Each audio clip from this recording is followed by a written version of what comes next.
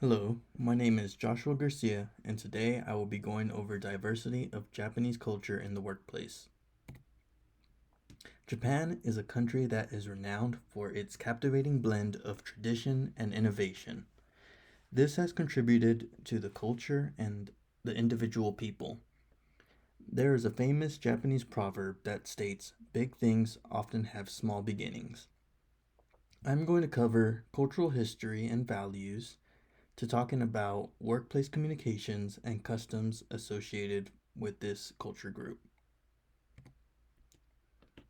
To start off, I'll be talking about the cultural history data and cultural values of Japanese people. As Fred Helfer and Marius Jansen, who wrote for the Encyclopedia Britannica in 2024, stated, Japan has followed a cycle of selectively absorbing foreign cultural values and institutions and then adapting these to existing patterns. Japan is a country that was firstly influenced by China and South Korea. Today, today Japan is heavily influenced by Western cultures such as the United States. Moving on to the data portion. According to Horst Stipp, who is a research expert for Statista, reported on February 2024 that there are approximately 414,000 people in the United States who are Japanese. Approximately 59,000 of those reside in Texas. Going on to their cultural values, they are a collectivistic culture which has an emphasis on their responsibility to family, their responsibility to their community, and being part of a larger group rather than just focusing on themselves. Going on to positive and negative stereotypes. A positive stereotype that is associated with them is that they are polite, that they are tech savvy, and that they are hardworking people. A negative stereotypes that are associated with them is that they only eat sushi, that they could be considered shy, and that they cannot express their emotions.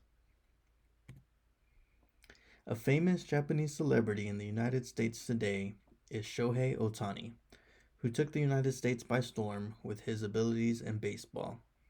He is the only baseball player since Babe Ruth who can pitch and hit at such an elite level in both categories. Now I will be going into the Japanese culture in the workplace and their communication. I will start with going over superior, subordinate, and lateral relationships in the workplace. As a superior, one should be mindful of the body language and tone of voice used. Sushi Widianti, who wrote for the Atlantis Press in 2021, stated that verbal communication that revolves around Japanese culture is reflected in the demeanor and use of polite language when giving orders or advice. As a subordinate, be sure to ask for clear directions since Japanese culture can give indirect instructions and assume you can read contextual clues to finish jobs. Lateral relationships are important since Japanese culture prefer to work in groups and building trust and teamwork with coworkers would be beneficial.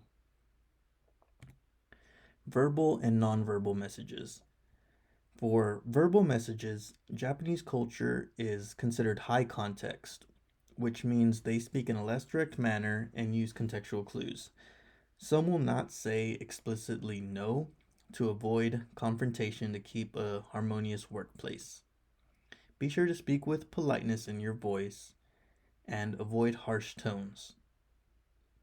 For nonverbal messages, they are a low contact culture, which means they prefer greater personal space and less touching of one another.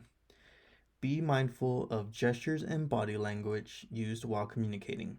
Also, the use of facial expressions as well. Interpersonal strategies and skills.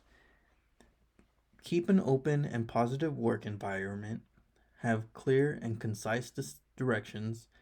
Show a competent ability of teamwork and to reiterate, be mindful of body language. Concepts of working in teams. Japanese culture is high in teamwork.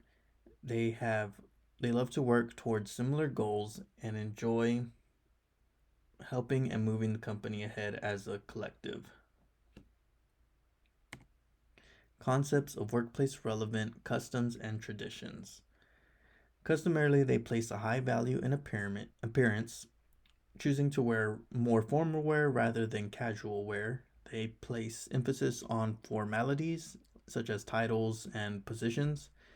They have a respect for age and status, and building relationships is of high importance since it also builds trust and respect for others. What I learned while researching is the high degree of respectfulness in the workplace culture of Japanese people, the need for hierarchy and organization, the fact that they are a power distance culture that places an emphasis on power and authority, and also the need for harmony to work efficiently.